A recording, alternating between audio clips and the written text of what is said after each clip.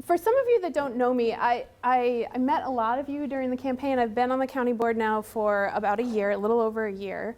And I live over on Shore Acres. I've actually lived in I lived in Shore Acres for the last 12 years, but I've lived in this district actually for 20 years. I lived on the Madison side of the district before that. So been here for a while, familiar with things. I wanted to take this opportunity to just check in with you, let you know some of the things I've been working on, hear from you, get some questions from you, all of that sort of good stuff that we can do tonight. And the timing of this town hall was kind of serendipitous because I had been talking with the county executive's office, and they really wanted to get out and talk to people in Monona about some of the stuff going on with the lakes. And so I said, well, I'm planning this town hall. Why don't we go ahead and do this together? So we have the great fortune. This has been one of the great things that I've really enjoyed about being on the county board is working closely with the county executive and his staff, in addition to my colleagues on the board. So with that, I want to introduce Joe and Dane County Executive Joe Parisi and have him come up and say a couple of things. And he's going to kick us off.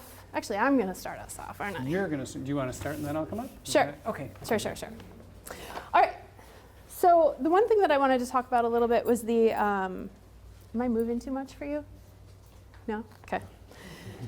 I served on the Yahara Lakes, Chain of Lakes Lake Level Task Force, and I know I saw many of you at those meetings.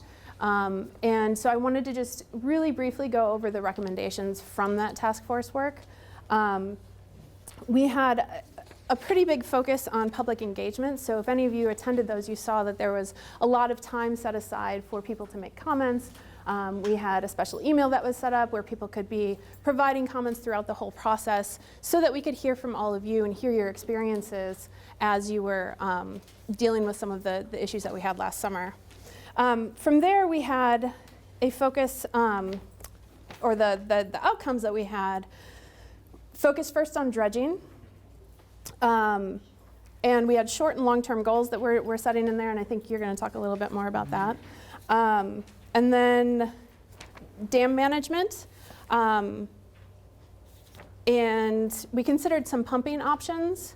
And that really, the dredging and the pumping are really the two things that showed the most likely to have an impact on our watershed. So those are the things we're still looking at. We're also looked at aquatic plant harvesting. And then finally, the big thing is we have to figure out how to get water out of our system. We're pretty flat. The topography of our area is pretty flat. And so getting water to move, right, we need to be able to move downhill. So we have to figure that out first before we can really talk about what that lake level should be. So lake levels is next to study after we figure out how to move that water out of the system. So I think that's a quick overview. You want to jump in and?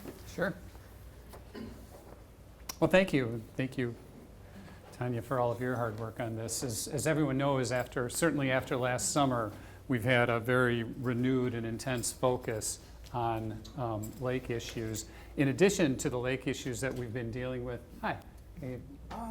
Some of us are in our late 70s, and our hearing isn't what it should be. Project, right? Okay. And in the classroom, you learn to project so everybody can hear. So I'm asking you to project. Raise the volume. And we do have microphones in this building, and you should be using one. I will do my best. I don't know that we have any available to us right now, but okay. I will do my best to project, unless someone can find some. Okay? I think she's going to check and see, but thank you for letting me know. I appreciate it. So I'm going to give a little bit of a background first about some of the work that we've been doing to address the challenges in the lakes that we have in addition to flooding, and that mainly being the water quality issues. And I know being in Monona, I'm speaking to a very informed crowd, so I'm just going to give a quick overview before I go into some of the details. As most of you know, the main challenges facing our lakes have to do with nutrient loading. Too many nutrients getting into the lakes, mainly in the form of phosphorus, which increases the amount of algae and algae blooms in the lake, which is why usually by July or August, sometimes earlier, the lakes often start to turn that pea soup green, and then sometimes we have even worse algae blooms. So what we've been doing for a number of years is partnering with folks both on the urban side and on the rural side to deal with the root cause of the phosphorus runoff, which is the main nutrient that comes into our lakes. On the urban side, whenever it rains, as folks know, the people who decided to design our cities over 100 years ago decided that the best thing to do with stormwater would be to take every drop that hits and shove it into the lakes as quickly as possible, right? Now, 100 years ago, that might have been a good idea. I'm not even sure if it was. Oh, that was in addition to first filling in a bunch of wetlands and then building cities on them. So that's what we start with in the situation that we've inherited. And to this point, just in my lifetime, the population of Dane County has doubled along with the impervious surface, right? So that's kind of the setup that we begin with. So given that that's our situation, we know that we have, I'd like to welcome Sheriff Dave Mahoney. Thanks for stopping by, Sheriff. That we have urban runoff every time it rains, everything on the lawns and the streets and all the sediment and the sand from the previous winter go into the water. So we've partnered with our local municipalities, and we've done a number of projects with the city of Monona, replacing what are referred to, and you've probably seen them, as stormwater outfalls. You know, that stormwater that goes in those pipes that goes right into the lakes. We partner to replace those with stormwater detention ponds. So instead of going right into the lakes, it goes into the ponds. The sediment and the nutrients in that sediment get a chance to settle out, and then the water when it goes in slower and it goes in cleaner. On the rural side of it, we figure about 75% of the phosphorus that enters the system comes from the rural sectors and comes from agriculture, particularly agriculture that occurred maybe 20, 30, 40 years ago before more modern conservation practices were put into place. We're one of the top 25 dairy states in the nation, and cows make milk, and cows make a lot of manure, right? And that manure gets spread on the fields. A certain amount of that is good because that's organic, right? That's good for the soil, it's recycling nutrients. But if we have too much, and if we have bare soil and it rains on that soil, particularly when we're seeing kind of the way the weather has been changing lately, and it warms up, then it freezes, and we have these heavy rains that they used to call them 100-year floods, now we just call them summer, right? We get 15 inches of rain at once, and that goes into the system. So we have a number of partnerships with our farm families where we help them implement practices that reduce runoff. Things like planting more cover crops, differences in the way they do tillage, planting buffer strips between croplands and streams and lakes to catch that sediment, to catch that phosphorus. So that's kind of the low-tech stuff we do. And from there, we go to even more high-tech with, you may have heard of the manure digesters that we've helped facilitate the development of. Those take manure from farms directly. It goes through a process where they remove 60% of the phosphorus from the manure. Then it goes through an anaerobic digestion process. That extracts methane gas, which is burned to produce renewable electricity, and they sell that electricity as part of the economic model. So everything from high-tech to low-tech.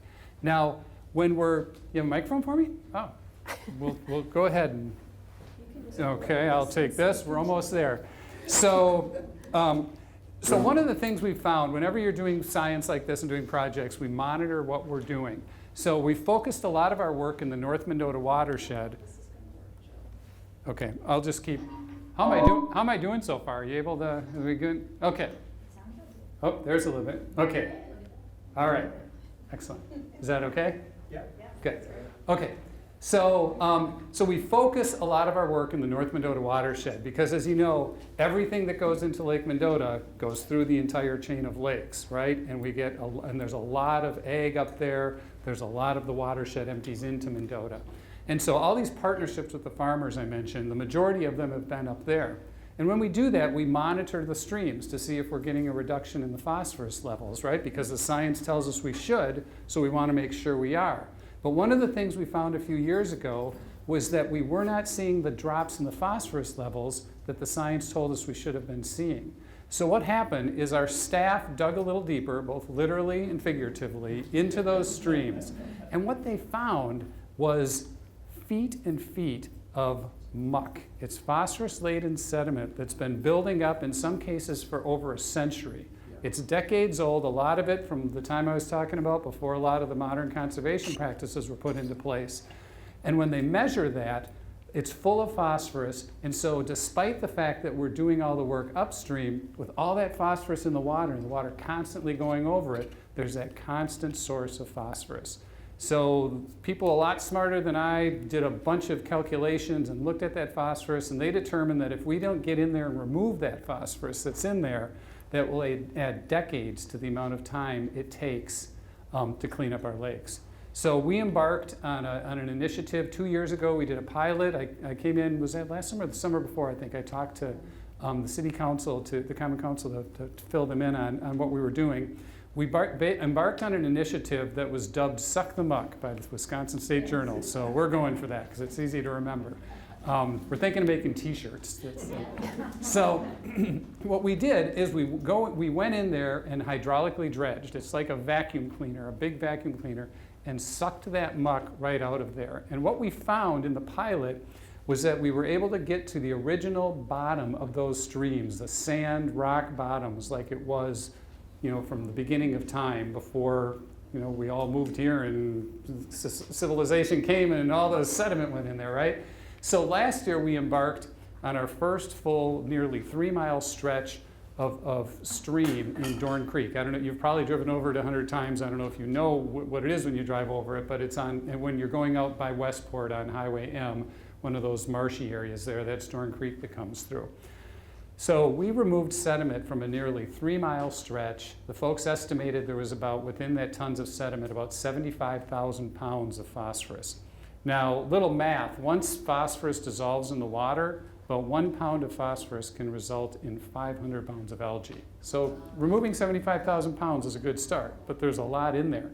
So what we're doing in addition to removing it, which has the obvious lake benefit, we're reestablishing that natural habitat that was there too. The streams are cleaner. It used to be fish spawning ground, and it hasn't been for decades because of all the muck. But now that that's gone, there's a dual benefit to that. It gets the phosphorus out of there, really triple benefit. It's better for the flora and fauna. And what we did in this particular area was there was the stream that goes through the marsh, right? Decades ago, about 3 or 4 decades ago, they decided, the property owners next door, to divert that stream into a ditch, and then it just went straight into the lake whenever it rained. So again, hastening the water into the lake along with the sediment and nutrients. Our folks re-meandered the stream. They plugged that place where it had been dug out. And so now if you look at an aerial photo, the stream through the marsh has meandered. And when we had the rains last year, that resulted in a lot more water being stored in that area. So the reason I just wanted to give you that quick overview, because the suck the muck part kind of leads us to, is this what I'm talking about now? I don't want to get ahead of myself here. Okay, into the flow. Yep. Right here. Okay, Yep. Into the flow. So then Brad. Joe, I was wondering what we do with this muck after. Yeah, that's a good question, and I should just say it because up ahead, because someone always asks it. It's a really good question. Obviously, you want to make sure that phosphorus doesn't get back into the watershed. So each location we go to, we do an assessment of the best way to dispose of it, because we don't want to have to truck it, because that's pretty, an intensive piece of work in and of itself. In this particular place, we had some land nearby, some county land, that needed reclamation. It was a former gravel pit. And so we were able to pipe the muck there, put it into a clay-lined pit, and then use that as fill for the reclamation process. And we seeded it over with prairie seed, and now that will be a prairie. So it helped in the restoration, and then also that phosphorus is sequestered then. So next time the rain comes, it's going to hit a prairie, and it's not going to, nothing underneath it is going to be running off. So that's part of the assessment we have to do at every stretch of the road for Suck the Muck. So the rains come in August, and we all know, we all lived through it. We saw what happened on, both the flash flooding in Mazo and Middleton and Cross Plains and areas like that, and then the lake flooding that folks had to deal with. I don't have to tell you what people dealt with in Monona.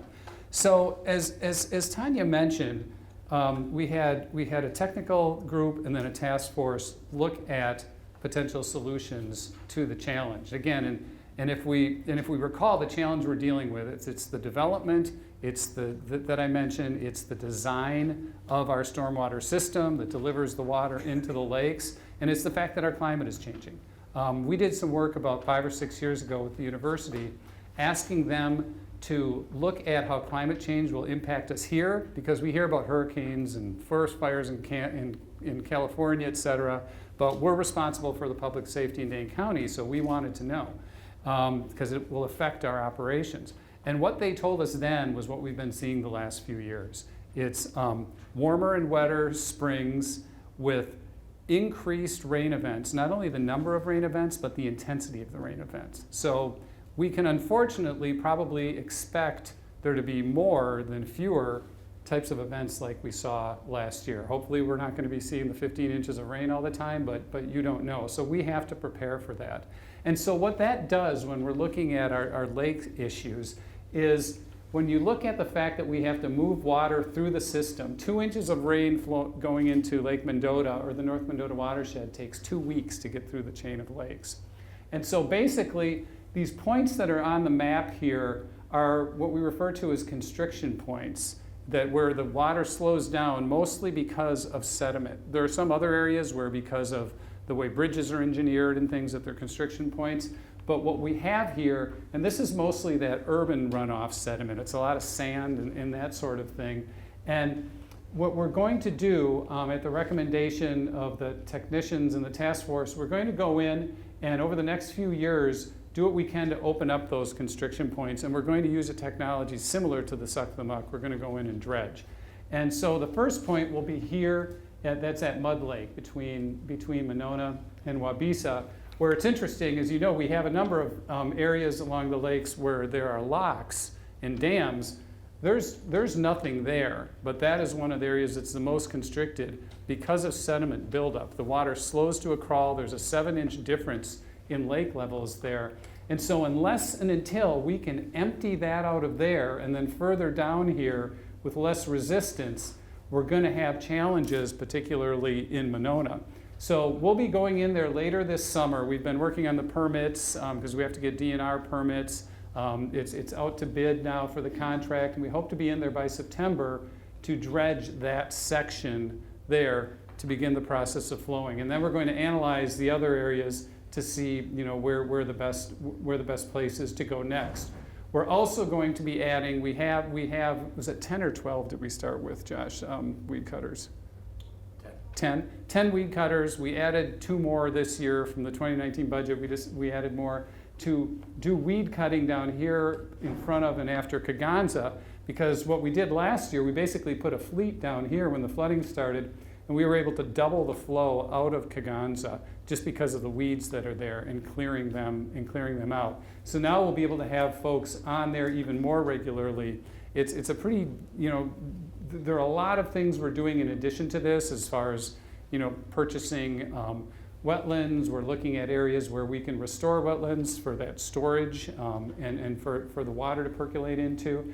But if you think of this as a chain of sinks and the drains are clogged, right? So when we, as Tanya said, when we talk about lake levels, that's something the DNR will tell us what to do about as far as what that range should be. But we can't even control that now because the drains are clogged and we can't get the water out of the system.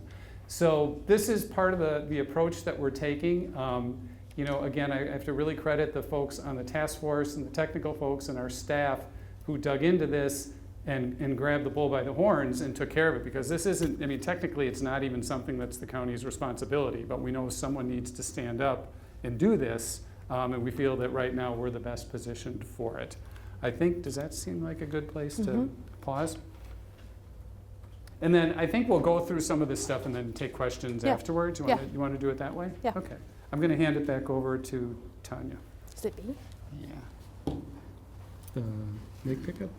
Oh, yeah, actually, just a quick note that Monona's just entered into an agreement for lake pickup. Mary, I don't know if you want to say anything about that. Okay, we're going to start having weed pickup on Lake Monona every other week, I think starting in June. It's on the website. Jake is supposed to get out some kind of a promotional piece about it with the website address, but it's under the Land and Water Department's website, I think, and they'll be coming every other week. They do it right now on the Madison side Yep. of Monona, so they'll be coming over on our side, so hopefully Yep. that, a lot of people hoping that could help, and it would help us with the parks too. Yep. They're on the Tanya, road, so. it does help. John is a neighbor Yep. and said, I don't understand why you don't do this, because Madison does. And I would put the weeds, good soul, 500 pounds of weeds out there on the end of the pier, and Emily would pick them up, Wow. even though we weren't on it. So I think having that agreement will encourage people, and I went and did other, including John's pier, and would put that on there. That's great. Yeah. Really help. And they are so nice. I tried to give her a tip and she wouldn't pay. It's huge. Yeah. So now we have an official agreement, so that will be happening more I think it sounded regularly. like in the past, occasionally, if they had some time, we're in the area, they'd pick some up, but it wasn't anything on a routine basis. Right. So thank you to Mary and the county staff for working that out. I think it's back to you. Okay. Okay, one of the things that we like to do is you're probably aware, county government, we cover so many different issues. There are a lot of things going on, and so we do our best to try to get out and talk to folks about it. And we like to sometimes kind of package things kind of in issue areas, and we've made a couple videos along the way too. We thought we'd play the latest video for you. It's about 10 minutes, and it's available on YouTube if you know any groups or anyone who wants to, you think might want to see it once we're done showing it to you. But I want to give you a little overview of what it's talking about and kind of some of our work on the area of sustainability and protecting the environment. So you heard me mention a little while ago the manure digesters and that they generate renewable electricity in that model.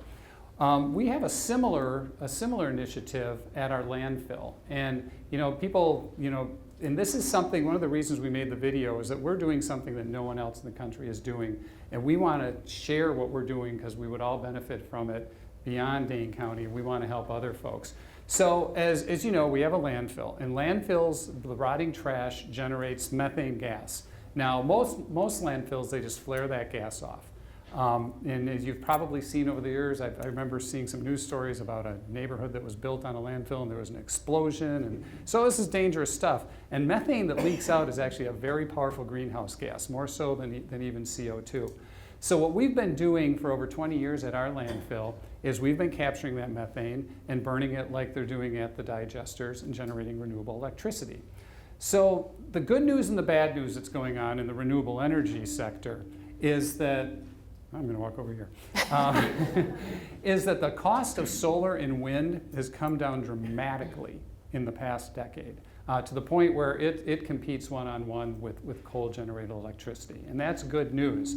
The challenge that it's placed on us and our digesters now, the digesters we help facilitate the development of, is that the utilities no longer want to pay what they used to for our renewable electricity generated from methane, and it's more expensive to generate. So we are left kind of in an economic quandary because the electricity we generate at the landfill by burning our methane brings in about $1 million a year for taxpayers. So it's good for the environment and it's a good deal for taxpayers. So again, I have to tip my hat to county staff because what they did in response to this coming reality that the utilities weren't going to want to buy our electricity anymore is they dug deep into technology and they did research. And they came up with a plan that they brought to us, which would switch us from generating electricity to building a facility to take the methane gas and further clean it to the point where it could go directly into a natural gas pipeline that, is that wood? Well, if that were wood, just happens to run through. It literally runs through where our landfill is. So we got lucky. We must be living right. The A&R natural gas pipeline. So long story short, what we're doing with that gas now, and we just went live with this a week or two ago, is we're taking the gas, we're cleaning it, we're compressing it, and this is renewable natural gas. This isn't fossil fuel gas, this is renewable. It's made from that rotting banana peel you threw away a couple months ago, and the gas that came out. And we're taking it and we're doing two things with it. First, we compress it, and we've built a filling station across the street at our highway garage that fuels our natural gas vehicles. Over the last number of years, we've been converting to vehicles that run on natural gas, including about a third of our snowplows. Rather than running on diesel fuel, now they run on renewable natural gas, which is literally the cleanest transportation fuel that's made. And it saves us money. It costs us about $1.50 a gallon, and it always will. So it's a good deal for taxpayers, a great deal for the environment. The rest of it, what we're doing now, is we're feeding it directly into that A&R natural gas pipeline. And between the money we get for the gas and state and federal renewable energy credits, we will be bringing in several, not just one, but several $1 million annually in revenue for the county from the sale of that gas. So the way that connects to our lakes cleanup efforts is that our digesters, our manure digesters, which are so important to those lake cleanup efforts, need a new economic model. We built our offloading station at the landfill where the gas goes into the pipe so that it can accept compressed gas that's trucked in. And so one of our digesters is currently converting to be able to take that gas that they're using and clean it and compress it and truck it over to our landfill and sell it through the natural gas pipeline, and that is going to increase their bottom line. And the really good thing about that also is not just that they'll be able to remain viable, but it will allow them to grow. We already have one that's going to add another tank and accept more manure, and we're looking for folks who are interested, and we think we'll find them in developing more digesters. So we're reaching out to farmers and other investors so we can develop more. So again, that's one of these great win-win scenarios out there where we're helping clean up the lakes and we're doing the right thing by the environment also. So let me see, I just want to look really closely where we're at. Okay, two quick things I want to mention also around renewable energy. You know, the last few years, you know, as far as looking at climate change, again, I'll revisit that really quickly. There certainly hasn't been a lot of help at the federal level in dealing with this. Things started getting better at the state level, but we've been kind of on our own for a while, right? But I heard a great saying that by Teddy Roosevelt once. It said, "Do what you can where you're at with what you have." Right? So that's what we're doing, because if you look at the art of the possible, you can really accomplish a lot. So we created in 2017 a Department of Energy and Climate Change in county government. And first, we're looking internally at everything that we can do. And we've invested heavily in energy efficiency, heavily in renewables. We're up to, the video I think is maybe a little behind because it's a few months old. We're up to almost 17 solar installations on county facilities now that we did the math and did all the architecture and looked at all the buildings. And then perhaps the most exciting development in the renewable energy space for us is we are currently partnering with MG&E to build a 58-acre solar farm out by the airport. Again, when this film was made, it was 41 acres, and we've been able to expand that through recent negotiations. And the way we did that is we sat down with folks, we sat down with MG&E and said, we would love to build a solar farm on this property. We will buy all of the electricity because the county has, we want to offset 100% with all of our projects of the electricity that we use with renewables. And so if you build this, we will buy it. So they have a customer, so they have a guarantee. And again, the economics, again, in energy have gotten to a place where solar is now less expensive to build from ground up than investing in a new coal-fired power plant. So we are going to be embarking on a partnership with MG&E to build the 58-acre solar field. And we said to MG&E, one more thing, we'd like to do this, but we'd like to pay less than we're paying now. And they said, okay. So we're going to save money, we're going to be using renewable energy, and we're going to be doing it out by the airport. So we're really excited, and it keeps you going when you're feeling like, well, not everyone's doing what they should be doing. We can do a lot here, and that comes back again to why we made this film. We're doing a lot, and we want to share this with folks across the state and across the country, because the more people we can get to do this, we can really move the needle on climate change and a lot of other issues.